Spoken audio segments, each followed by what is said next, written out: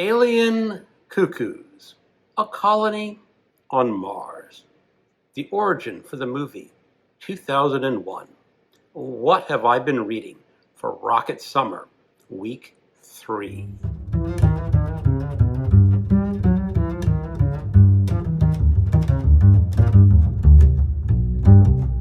Hello, welcome to my channel, another Bibliophile Reads. My name is Greg, and this is Week 3 of Rocket Summer 2025.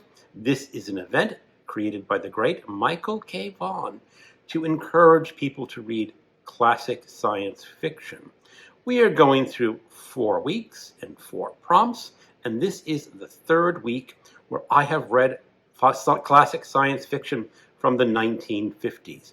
I've already done origins from the 30s and the 40s, and next week will be the 60s.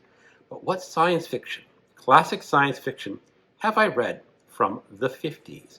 I started off with an audiobook of the Midwich Cuckoos by John Wyndham, narrated by the great Stephen Fry. Stephen Fry is a magnificent narrator.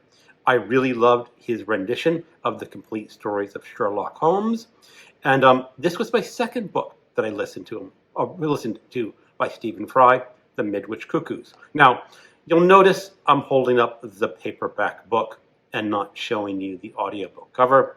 I'm just doing that because I have the paperback. But again, Stephen Fry did such a magnificent job with his audiobook narration. Now, this is a story set in a small English town named Midwich, sometime in the 50s, I presume, when the story was written, and something odd happens to this town. A barrier shows up overnight for 24 hours, and all the people under this barrier are sort of knocked out. After the 24 hours are gone, they all awaken relatively unharmed. I say relatively unharmed because all the women of childbearing age are pregnant. Doesn't matter if they're virgins or married or what, they are pregnant. And Midwich covers this up. They don't want it to be known that all their women mysteriously became pregnant. And when they all start giving birth, the children are born with golden eyes. Otherwise, relatively normal children. I say relatively normal because these are not normal children. It becomes clear that they share a mind, or at least the boys share a mind, and the girls share a mind, and they are able to control things outside of their influence. They can make people do things that people would not normally do. So why are these children there? What is their origin? And this is what makes John Wyndham kind of a fascinating author. This is not an adventure story. It's nothing thrilling. It's psychological. It's philosophical. These people know that these children are not really human, but they are human, sort of. Some of the mothers don't really care for their children because they think, I'm really not the mother, I'm just the incubator. So what do you do with these children? Are they aliens? Are they a menace? And this is a question that I ask myself a lot when I think about the 50s. Now, this may be a stretcher, considering that I'm an American and John Wyndham was British, but in the United States, there was this thing known as the Red Scare, where people believed that other people were secretly communist and plotting against their capitalist ways. And people don't know what these Midwich children are plotting. What is in their minds? What do they want? And this is sort of where it gets very psychological and kind of creepy, because you just don't know about these children. And what if there were other children across the globe that happened similarly to Midwich?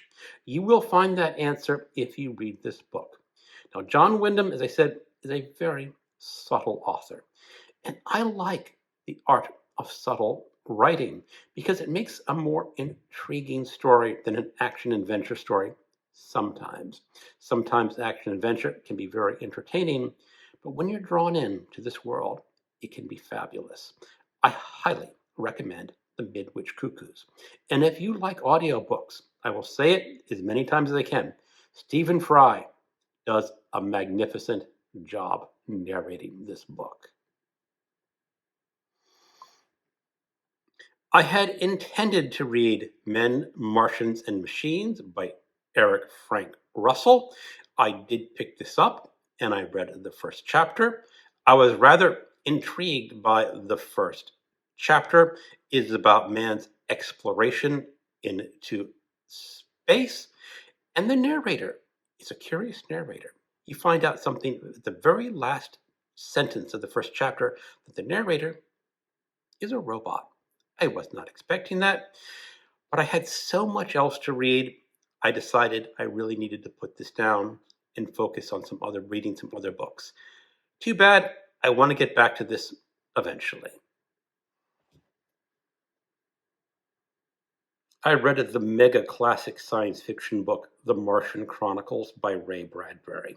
This is essentially a collection of short stories that make up a larger tale about humans going to Mars and the things that they meet and the things that they do on Mars. It also touches on the original inhabitants of Mars, what these creatures were like, and what happens when humans encounter Martians. One of my favorite stories in this collection is a man walking outside alone, and for some reason there's a skip in time, I guess, where a man meets a Martian and they just have a pleasant conversation about life. It's a very heartwarming story in many ways and very melancholic in others because it becomes clear to the man that this Martian is a ghost, that he's seeing the ghost of Mars's past. And this Martian, is probably long dead. Another one of my favorite stories in here, and it probably is my favorite, is called Usher 2. A wealthy man has gone to Mars, and that there are the rules on Earth and on Mars that books and old stories are no longer legal. You are no longer allowed to talk about Poe or the old poems or the old books. They're forbidden. But this man builds a house, a mansion, in replica of the House of Usher. It's full of animatronic beings, robots, and he wants to create a masquerade party to recreate the stories and tales of Edgar Allan Poe. And of course, this house is completely illegal. There is, I forgot the term he used in the book. Let's just say a policeman comes and say, we're going to have to take this house down. And the rich man says, can I just have my party for one night? Well, as it goes, this man does get his party for one night, but what he does is perfectly in line with Edgar Allan Poe.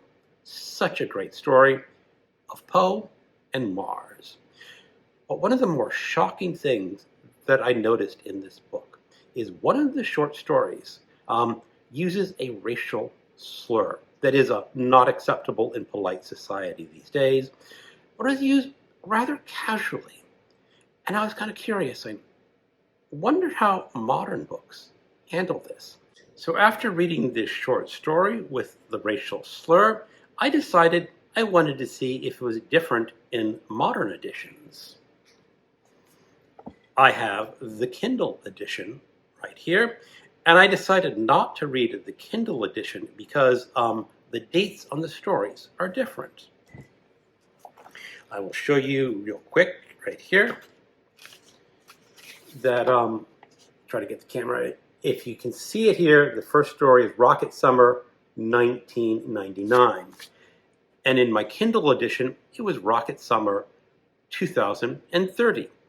And I kind of expected that someone just got smart and decided to update the dates to make it look like it's still in the future. But the short story with the racial slur was missing from my Kindle edition, and they replaced it with a different story. So now I'm getting really curious. I went to my library and I decided, let's look at what the library is offering up. and they offer up this copy, and this copy matches pretty much what is on my Kindle copy, that the short story with the racial slur is missing. And if you look at the index of dates, that the index of dates, again, are showing the modern dates. So I read both short stories. The short story with the racial slur is called Way in the Middle of the Air, and it is a story about African Americans wanting to go to Mars and the trouble that they have, because in the 50s, people did not look kindly on African Americans in general, although Ray Bradbury in the story was rather sympathetic to their cause. But what happens in this modern edition is that it's replaced with a story called The Wilderness, which is about two women on Earth who are going to immigrate to Mars to meet their husbands. It's a very bittersweet and kind story, but it was published after the Martian Chronicles was originally released. It's still a story that fits completely within the Martian Chronicles as a whole. It can squeeze in quite nicely. And if you look at the Library of America edition, you will notice that the Library of America includes both stories. And I think that is the proper way to do it.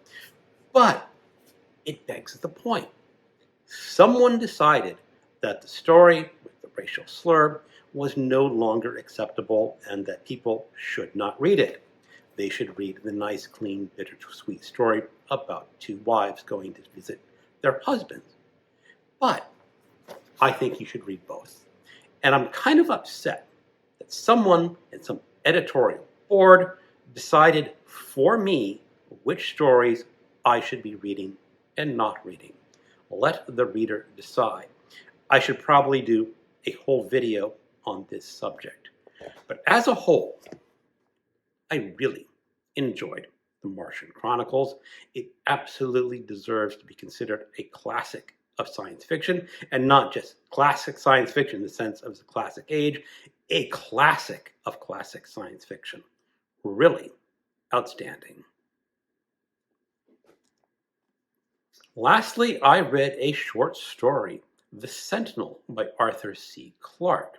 This is a story about people digging on the moon and discovering a slab of alien origin. And no one is quite sure what this slab is for or who put it there. And this short story, The Sentinel, became the idea, the kernel behind the movie 2001. Now, this kernel of the short story is not 2001. It is the inspiration for that movie. Arthur C. Clarke went on to write the screenplay for 2001, and he wrote the novelization for 2001. It is not the same thing as The Sentinel. The Sentinel ponders why humans evolved to be intelligent beings, and are there other intelligent beings elsewhere in the universe? Because it's not clear from our vantage point here on Earth that there's a lot of intelligence out there. Even now in 2025, we don't know. And way back in 1951, it was even more unknown that the universe seemed to be a vast empty space. And maybe there were aliens, intelligences way beyond human, that were looking for more intelligence that would evolve. That is the essence of The Sentinel. It is a thought-provoking short story, and I highly recommend anyone picking up and reading it, and then maybe watch 2001. I have not seen the movie 2001 since the 80s. I don't know if I'll rewatch it, but it is thought-provoking short story either way. Well, that is what I read for Rocket Summer 2025, the 50s. I rather enjoyed it, and I'm looking forward to the 60s coming up next week. Thank you for watching, and keep on reading.